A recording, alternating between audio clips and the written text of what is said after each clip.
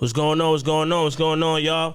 Welcome to another episode of How to Beat the Streets podcast. Yeah. Let's get it, man.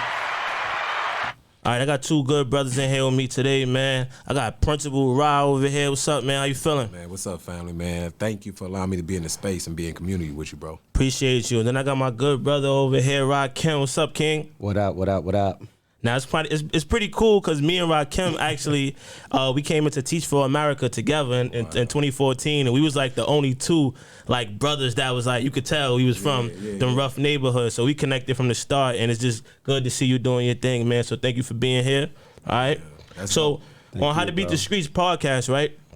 This podcast is all about making sure that we give gems to kids that's going through certain situations, living in rough environments, and also the kids that attend the school as well. A lot of kids tune in and they all just want to see brothers like us who doing well and hear gems from us. So on this show, we always start with a quote. And the first quote is, "Education is the most powerful weapon which you can use to change the world." Do you believe in that quote? And what does that quote mean to you? Yeah, man, you know, education, like what a lot of people say, it unlocks the opportunity. It unlocks so much for yourself. You know, like reality is this, is that when you think about education, I always like to connect it to what I call sacred knowledge, right? And sacred knowledge is the ability to find oneself and go on this journey to find their mission in life. And sacred knowledge is the ability for you to be the guards at the gates of your mind. So you can protect what comes in and what goes out. And what comes in is something that fuels you, right? And it's like, you know, I always tell young people, like, what's on your Instagram feed, what's on your Twitter feed is what's fueling you. So you got to look at your feed and ask yourself, is that the right nutrition for my plan? You know what I'm saying? So if I'm looking at my feed and I'm seeing nothing but fights and I'm seeing nothing but, you know, ass shaking and all that, that's what's fueling me. Right. So, you know, then you think about, well, dang, where am I going with that? So I always say, you know what, look at your feed, man, and really understand, like, how are you fueling yourself and what's your nutrition, like, every day and what you consuming. Right. Ken, what you think? Education, most powerful weapon. Like for me, one of my great mentors, he used to say, we were born to win but programmed to fail. Dr. Leonard Jeffries, right? So when he said that, we all have a programming, but we educators are in a prime example, or like a prime situation to be able to put the right programming into students, right? So they can develop and move and their mindsets can shift. So for me, it's really in terms of who's in front of them, what you're saying to them, all of that, right? And I think for me, growing up in Brownsville, if I didn't have teachers, if I didn't have education, I wouldn't have made it, right? But it was it's those teachers who are actually gonna push the limits of your mind, right? Not just put the things that they want you to learn, not just what society wants you to do, right? So for me, I think if someone is educated, they're the most dangerous person in the world. Mm-hmm. And I agree with that. Like, education was the passport to my future. Mm-hmm. Like, if it wasn't for education, like earlier I shared a lot about my story, and if it wasn't for me going to school, going to college, and doing everything I'm doing, I wouldn't be here today, you know what I mean? So education is definitely very important. Now, today, right, there's been a spike in gun violence, and the shooters is getting younger and younger. We know that drill music is controlling the culture, and even celebrities is getting killed.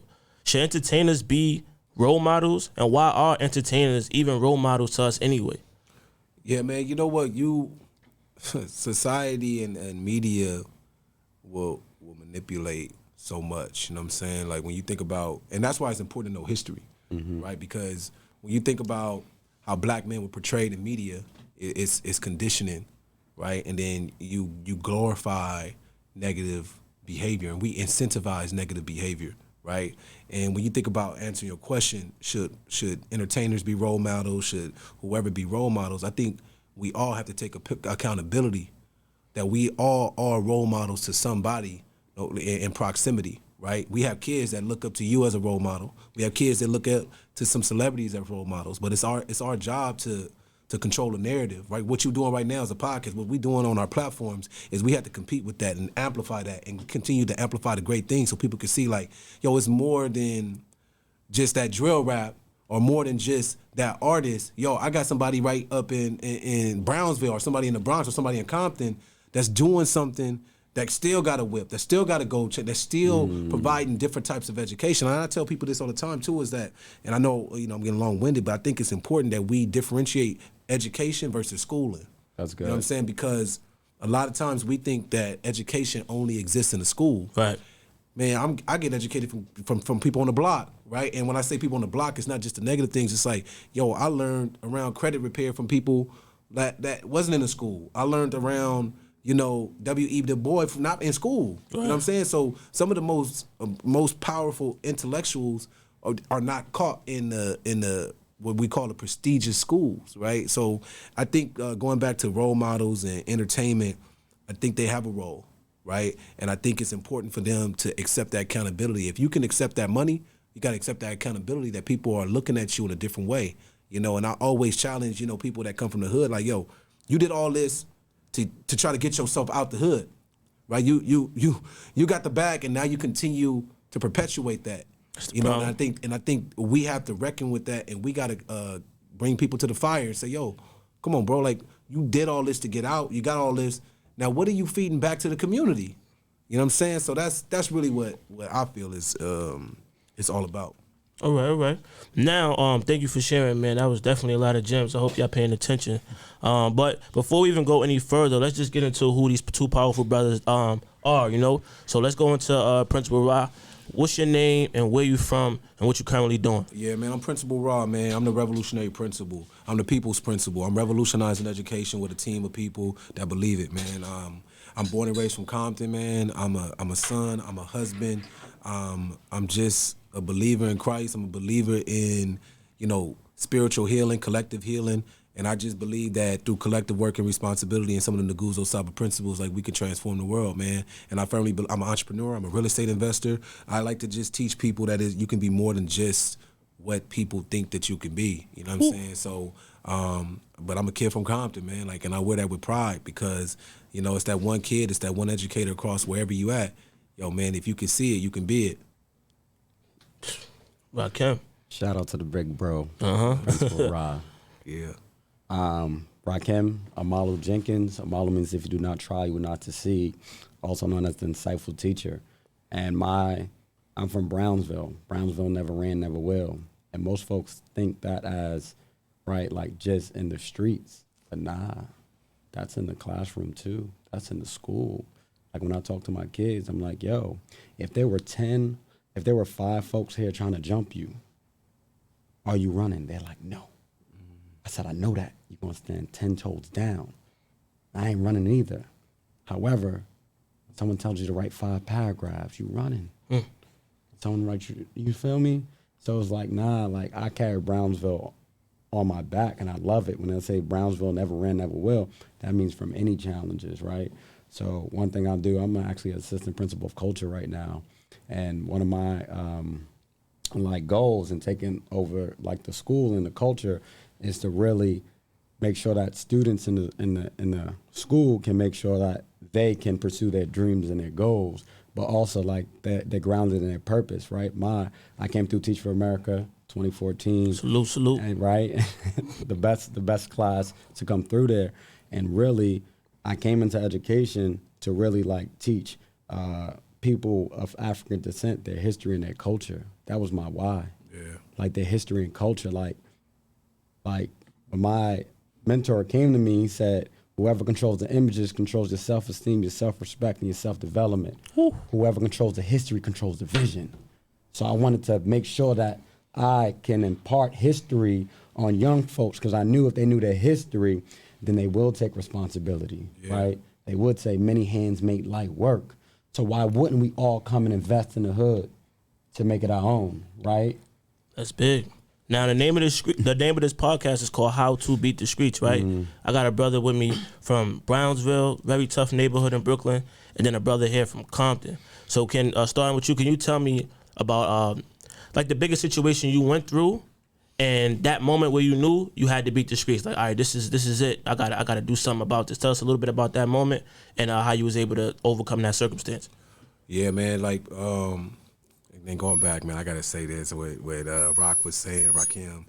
You know, it reminded me of the J. Cole verse, man. It's why it seems that the men with the pen that write history always seem to white out their sins. You know what I'm saying? And you know, going back to what you said, you know, my cousin, shout out to my cousin Eyeball, who's in prison right now, and my cousin Ronald. So when I was growing up, I was part of this rap crew called G Life of the Miracle 3, with my brothers Wax and Packy.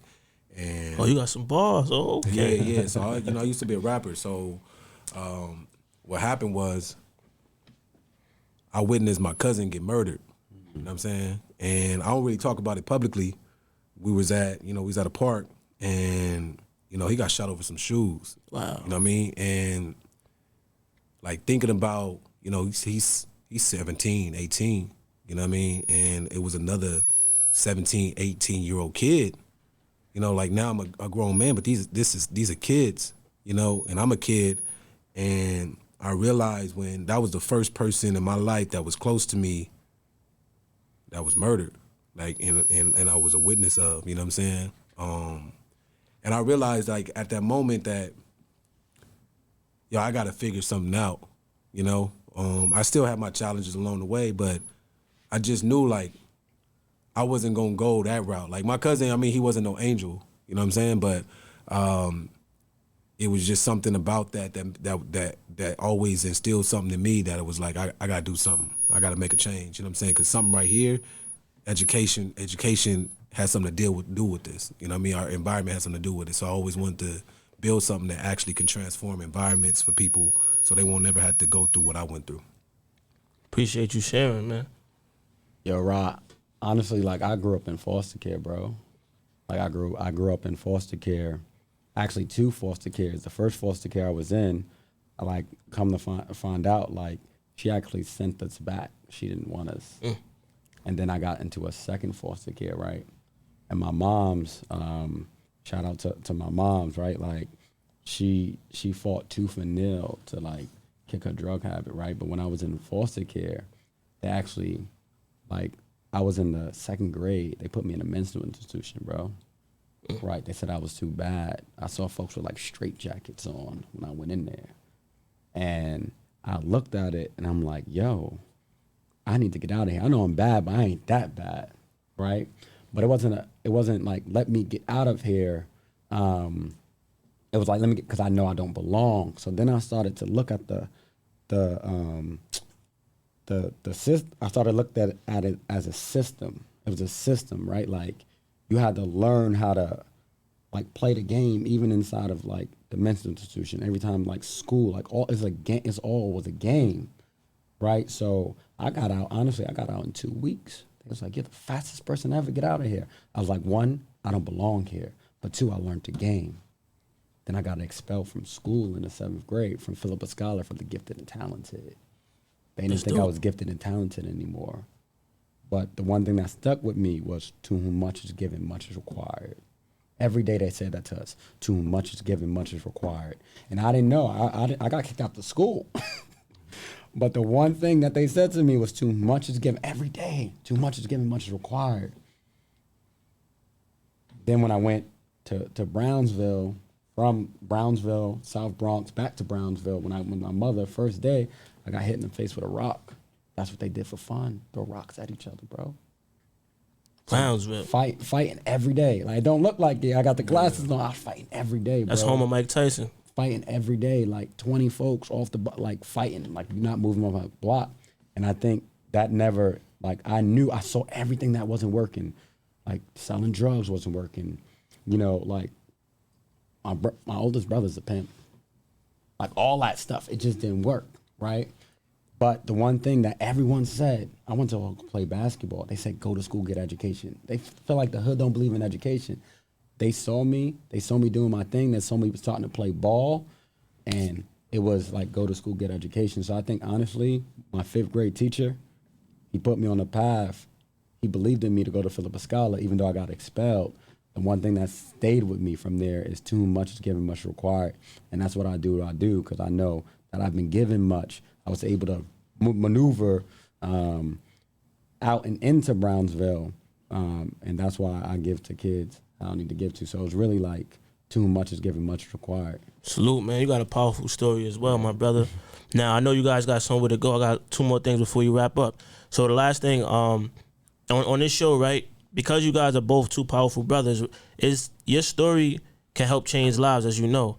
So if you could just think about your story and reflect and just give us 3 key gems based on your life story, what would those 3 key gems be? I'll let you go first. I'm going first. Like bullet points. Reading changed my life. Reading changed my life. That's one.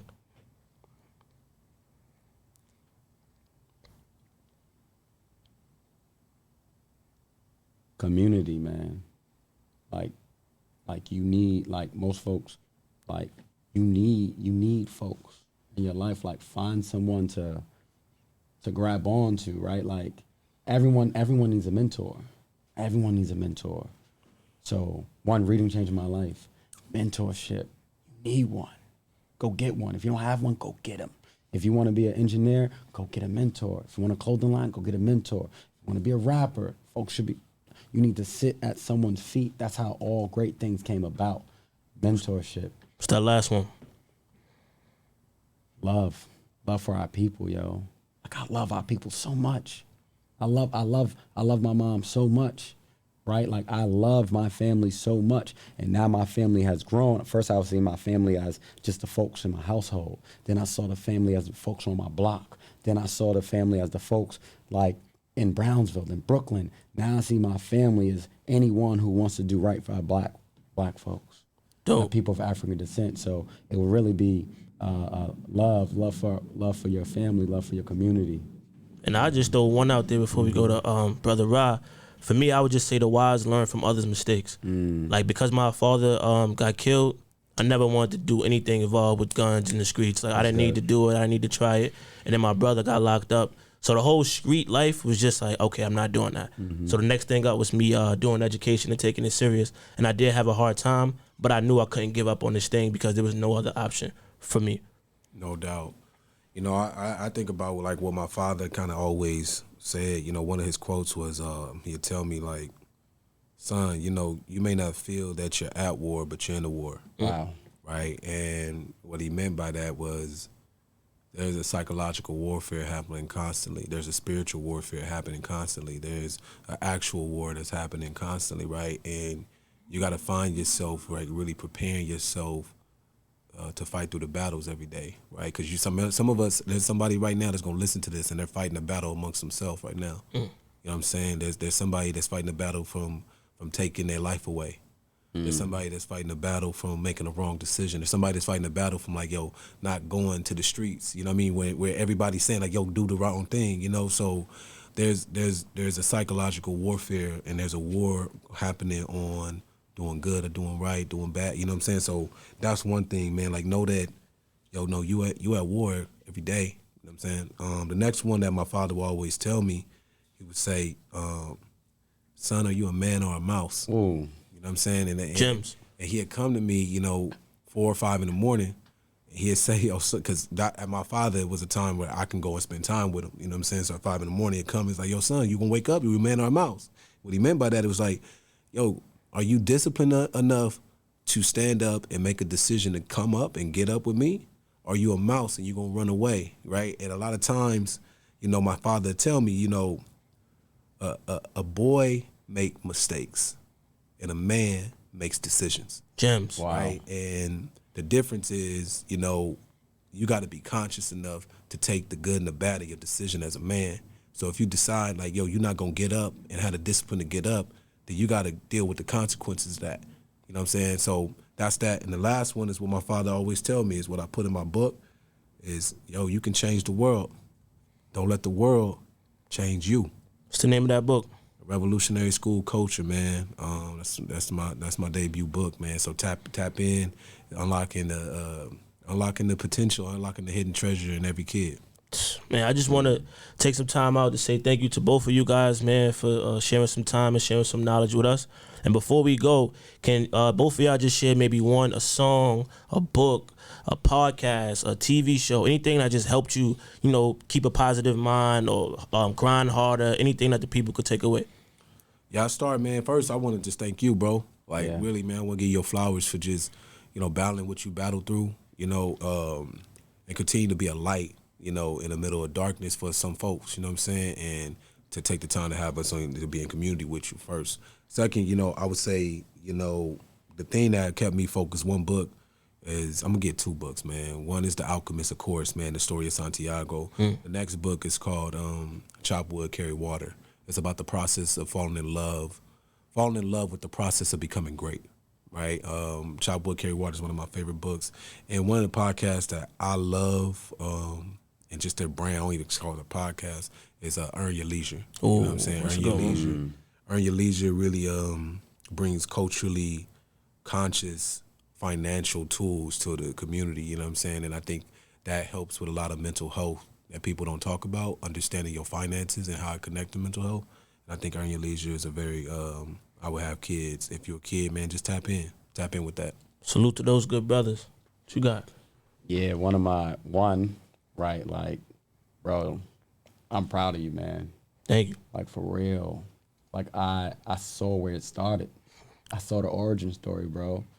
Like, even where you are right now, like, in 2014, like, I don't know if you saw, I didn't see it, but I knew we were destined. So, shout out to you for, like, walking in your purpose and your gift. The autobiography of Malcolm X. There you go. That's it. Like, that's the book that, like, changed my life.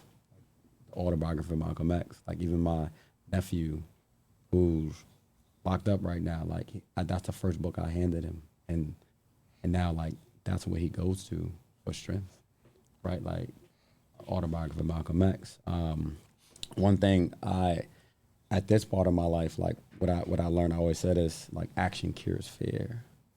Jim. Like, you have to take action. Shout out to Principal Rod. He gives me those phone calls to remind me, like, yo, action cures fear. Like, why are you not, like, what is the action you taking? What's going on? What's going on? What's going on? So I'm talking to myself right now, so I hope that helps everyone out. I think the last thing for me is E.T. the hip hop preacher. Like, he really that's what I listen to while, like, teaching the grind, right? Do you want to see it as bad as you want to breathe? that's what I did. So yeah, right, that was E.T. the hip hop preacher. So anything that comes out of E.T. mouth, I soaked up, and that's why I like that kept me in the game. Appreciate it. Where can the people find you? I'm at the Insightful Teacher on Instagram, so just shoot me a message there. Yo, I'm Principal Raw, R-A-H-H, on all social media outlets, man. And I say this, man, I want to end with this. Speaking of E.T., man, he said, when you get to a certain level of success, it's no longer about talent. It's about sustainability. You know what I mean? And your discipline towards that. Because a lot of people dream towards getting to that destination, then they can't sustain it. They fall off. So shout outs to everybody that's on that grind. But remember, your grind don't stop. Never stop, man. Y'all keep grinding. And thank you, brothers, for joining How to Beat the Streets podcast. Another great episode. Yeah. Much love, bro. Much love. This one goes out to all the little bros out there. Y'all be safe, man. Might not be my blood, but you my little bro. Care about you, so I really gotta let you know. The streets foul, man, gotta reap what you sow. There's grown men out here grown that never grow. Lil' bro, might not be my blood, but you my little bro. Care about you, so I really gotta let you know. The streets foul, man, gotta reap what you sow. There's grown men out here grown that never grow. Lil' bro, turn on the news, another kid got shot. Hit YouTube, Hassan said